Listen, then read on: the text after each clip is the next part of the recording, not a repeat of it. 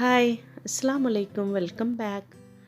അപ്പോൾ ഇന്ന് ഞാൻ വന്നിരിക്കുന്നത് നമ്മുടെ കണ്ണൂർ ഭാഗത്തൊക്കെ അൽസ എന്ന് പറയുന്ന അലീസയുടെ റെസിപ്പിയും കൊണ്ടാണ്. അപ്പോൾ വളരെ ഈസി ആയിട്ട് തന്നെ നമുക്ക് നല്ല ടേസ്റ്റി ആയിട്ടുള്ള അൽസ തയ്യാറാക്കിയെടുക്കാം. നമ്മൾ കണ്ണൂർ ഭാഗത്തൊക്കെ കല്യാണ വീട്ടിൽ ഒഴിച്ചുകൂടാൻ പറ്റാത്തതാണ് ഈ ഒരു അൽസ എന്ന് പറയുന്നത്. അപ്പോൾ നല്ല ടേസ്റ്റി ആയിട്ടുള്ള നല്ല ഒരു റെസിപ്പിയാണിത്. അടിപൊളി ടേസ്റ്റുമാണിത്. എത്ര കഴിച്ചാലും മതി വരാത്ത ഒരു ഐറ്റമാണ്. നമ്മളെ കണ്ണൂർ ഭാഗത്തൊക്കെ മുട്ടമാല അൽസ എന്നൊക്കെ പറയുന്നത് ഒഴിച്ചുകൂടാൻ പറ്റാത്തൊരു ഐറ്റമാണ്. പിന്നെ കണ്ണൂർ മാത്രമൊന്നുമല്ല കേട്ടോ, ഇത് എല്ലായിടെയും ഉണ്ട് ഈ ഒരു റെസിപ്പി. എല്ലായിടെയും നമ്മൾ അൽസ എന്ന് പറയൂ, പിന്നെ ബാക്കിയെല്ലാവരും ഓരോ അലീസ് എന്നൊക്കെ മാറ്റി മാറ്റി പേര് വിളിക്കുന്നതാണ്. അപ്പോൾ ഇനി എന്തായാലും നമുക്ക് എത്രയും പെട്ടെന്ന് അടിപൊളി അൽസയുടെ റെസിപ്പിയിലേക്ക് പോകാം. വീഡിയോയിലേക്ക് പോകുന്നതിന് മുമ്പായി ആദ്യമായിട്ട് കാണുന്നതാണെങ്കിൽ ഒന്ന് സബ്സ്ക്രൈബ് ചെയ്ത് സപ്പോർട്ട് ചെയ്യാം കേട്ടോ.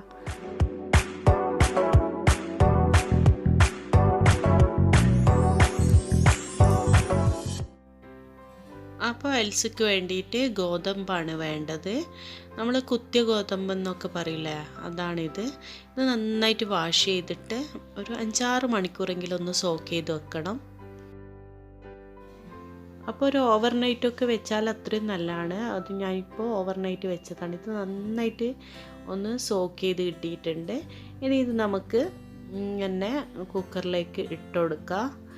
ഇനി വേണ്ടത് ഒരു ചെറിയൊരു ഉള്ളി കട്ട് ചെയ്തത്, പിന്നെ ഒരു 2-3 അല്ലി വെളുത്തുള്ളി, ഒരു കഷ്ണം ഇഞ്ചി, പിന്നെ ബോൺലെസ് ചിക്കനാണിത്.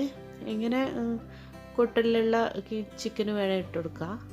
ഞാനിവിടെ ബോൺലെസ് ചിക്കനാണ് ഇട്ട് കൊടുക്കുന്നത്.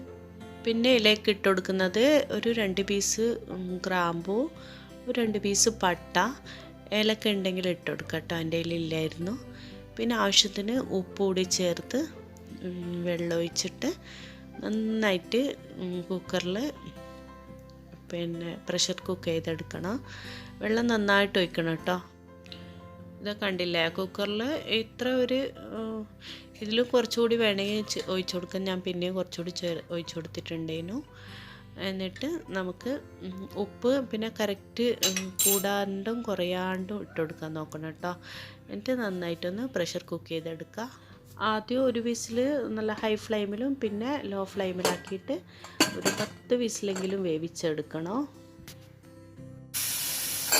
ഇപ്പോൾ വിസിലൊക്കെ വന്നിട്ടുണ്ട്. അതിൻ്റെ ആവിയൊക്കെ പോയാൽ നമുക്കിതൊന്ന് തുറന്ന് നോക്കാം. തുറന്ന് നോക്കിയപ്പോൾ ഗോതമ്പൊക്കെ നന്നായിട്ട് കുക്കായിട്ടുണ്ട്, ചിക്കനും ഒക്കെ നന്നായിട്ട് കുക്കായിട്ടുണ്ട്. നമുക്ക് നമ്മളിതിലിട്ട പട്ട ഗ്രാമ്പൂ അങ്ങനത്തെയൊക്കെ ഒന്ന് എടുത്ത് കളയാം, അതിനാവശ്യമില്ല. നമുക്ക് ഇതിൻ്റെ പകുതി ഭാഗം ഒന്ന് മിക്സിയിൽ അടിക്കാനുണ്ട്. അപ്പോൾ ആ സ്പൈസസ് കൂടി അടിച്ചെടുത്താൽ ഒരു ഭയങ്കര ഒരു കുത്തുന്ന ഒരു ചൊവയായി പോവും. അതുകൊണ്ട് നമുക്കതെടുത്ത് മാറ്റിയിട്ട് ഇതിൻ്റെ ആ പോർഷന് ഒന്ന് മിക്സിയിൽ ഒന്ന് അടിച്ചെടുക്കാം.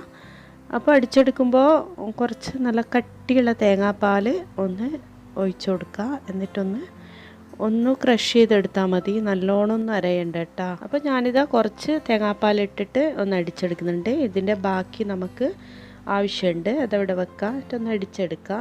ഇനി അടുത്തായിട്ട് നമുക്ക് അൽസയിലേക്ക് വേണ്ട കുറച്ച് ഉള്ളി ഒന്ന് ഫ്രൈ ചെയ്തെടുക്കാനുണ്ട്. അത് നമ്മൾ മേലയിൽ ഇങ്ങനെ ഗാർണിഷ് ചെയ്യാൻ വേണ്ടിയിട്ടാണ്, അൽസൻ്റെ മേലയിൽ.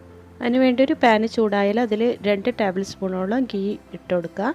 എന്നിട്ടിങ്ങനെ നല്ലോണം നേർങ്ങനെ സ്ലൈസ് ചെയ്ത ഉള്ളിയൊന്ന് നമുക്ക് ഇട്ട് കൊടുക്കുക. എന്നിട്ട് അതൊന്ന് ഫ്രൈ ചെയ്തെടുക്കുക. അപ്പോൾ പെട്ടെന്ന് നല്ലോണം ഫ്രൈ ആക്കി കിട്ടാൻ വേണ്ടിയിട്ട് ഒരു ടിപ്പുണ്ട്. കുറച്ച് പഞ്ചസാര ഇങ്ങനെ ഒന്ന് വിതറിക്കൊടുത്താൽ മതി കേട്ടോ. അപ്പോൾ അത് നല്ല ഗോൾഡൻ ബ്രൗൺ കളറിൽ പെട്ടെന്ന് തന്നെ ആയി കിട്ടും. പിന്നെ നല്ലൊരു സ്വീറ്റ്നെസ്സും ഉണ്ടാവും. എന്നാൽ നമുക്ക് കുറച്ച് അണ്ടിപ്പരിപ്പും കൂടി ഒന്ന് ഇതിൻ്റെ കൂടെ ഫ്രൈ ചെയ്തിട്ടെടുക്കുക. വേണമെങ്കിൽ കിസ്മീസൊക്കെ ഇട്ട് കൊടുക്കുക കേട്ടോ. ഞാനിവിടെ അണ്ടിപ്പരിപ്പാണ് ചേർത്ത് കൊടുക്കുന്നത്. അതുകൂടിയിട്ട് അതൊന്ന് മൂത്ത് കഴിഞ്ഞാൽ നമുക്കിതൊന്ന് കോരി മാറ്റാം. ഇനി ചെയ്യേണ്ടതെന്ന് വെച്ചാൽ നമ്മൾ നേരത്തെ മിക്സിയിൽ അടിച്ച് വെച്ച പകുതി പോർഷൻ ഇല്ലേ, അത് ഈ സെയിം പാനിൽ ഇട്ട് കൊടുക്കുക. പിന്നെ നേരത്തെ ഉള്ള ഒരു ഗോതമ്പ് പൊടി ചേർത്ത് കൊടുത്തിട്ട് നന്നായിട്ടൊന്ന് മിക്സ് ചെയ്തെടുക്കണം. നമ്മൾ നേരത്തെ മാറ്റി വെച്ച തേങ്ങാപ്പാലും പിന്നെ ഒരു ടേബിൾ സ്പൂണോളം ഗീയും കൂടി ചേർത്ത് കൊടുക്കണം. എന്നിട്ട് നന്നായിട്ട് മിക്സ് ചെയ്തെടുത്തിട്ട് ഒന്ന് പതക്കുമ്പോൾ നമ്മൾ അൽസ റെഡിയാവും. അപ്പോൾ നല്ല ഈസി അല്ലേ ഇത് ഉണ്ടാക്കാനായിട്ട്. നമ്മൾ ചെറുപ്പകാലത്തിലൊക്കെ നമ്മളെ വീട്ടിലെ ഉമ്മാമ്മമാരൊക്കെയാണ് ഈ ഒരു അൽസ ഉണ്ടാക്കുക. അവരൊക്കെ കൊണ്ടേ പറ്റൂ. അവർ ഈ ഒരു മന്ത് എന്ന് പറഞ്ഞ സാധനമില്ലേ, അതൊക്കെ വെച്ച് ഗോതമ്പ് അടിച്ചെടുത്തിട്ടാണ് ഈ ഒരു പരുവത്തിലേക്ക് ആക്കുക. അപ്പോൾ ഇപ്പോൾ അതിൻ്റെ ആവശ്യമൊന്നുമില്ല, നമുക്ക് മിക്സിയൊക്കെ ഇല്ലേ, അപ്പോൾ അതിലൊന്ന് ജസ്റ്റ് ഒന്ന് കറക്കിയെടുത്താൽ മതി. അപ്പോൾ ടേസ്റ്റൊന്നും ഒരു കോംപ്രമൈസില്ല കേട്ടോ. അപ്പോൾ നമ്മളെ അടിപൊളി അൽസ റെഡിയായി. അപ്പോൾ ഇതാ നമ്മളെ അൽസ റെഡിയായി. ഇനി നമുക്കിത് ഒന്ന് സെർവ് ചെയ്യാനുണ്ട്, അതുകൂടി കാണിച്ചു തരാം. അപ്പോൾ സെർവ് ചെയ്യുക എങ്ങനെയാണെന്ന് വെച്ച് കഴിഞ്ഞാൽ നമ്മൾ ഈ ഉള്ളി പൊരിച്ചെടുത്ത ഗീ ഇല്ലേ, അതും പിന്നെ ഇതിൻ്റെ മേലയിൽ ഒഴിച്ചു കൊടുക്കണം. എന്നിട്ടാണ് കഴിക്കുക. നമ്മളെ അൽസ ഈ സെർവിങ് ബൗളിൽ ഒന്ന് ഇട്ട് കൊടുത്തിട്ടുണ്ട്. ഇനി നമുക്ക് നമ്മൾ നേരത്തെ ഉള്ളി പൊരിച്ചെടുത്ത ഗീ ഇതിൻ്റെ മേലയിൽ ഇങ്ങനെ സ്പ്രെഡ് ചെയ്ത് കൊടുക്കണം. എന്നിട്ട് ഈ ഫ്രൈ ചെയ്ത ഉള്ളിയും പിന്നെ കാഷ്നട്ടൊക്കെ ഇങ്ങനെ ഇട്ടുകൊടുക്കുക. അപ്പോൾ ഇതാ നമ്മുടെ അടിപൊളി നല്ല ടേസ്റ്റി ആയിട്ടുള്ള കണ്ണൂർ സ്റ്റൈൽ അലീസ റെഡിയായി, അൽസ.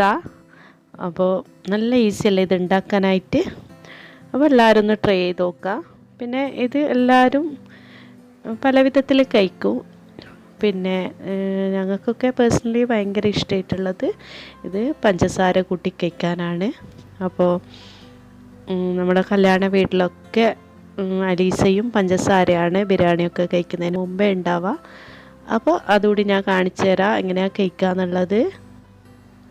അപ്പോൾ ഇതെങ്ങനെ കുറച്ച് അലീസ എടുക്കുക, അതിൻ്റെ മേലയിൽ കുറച്ച് പഞ്ചസാര ഇങ്ങനെ ഇട്ട് കൊടുക്കുക, എന്നിട്ട് കഴിക്കുക.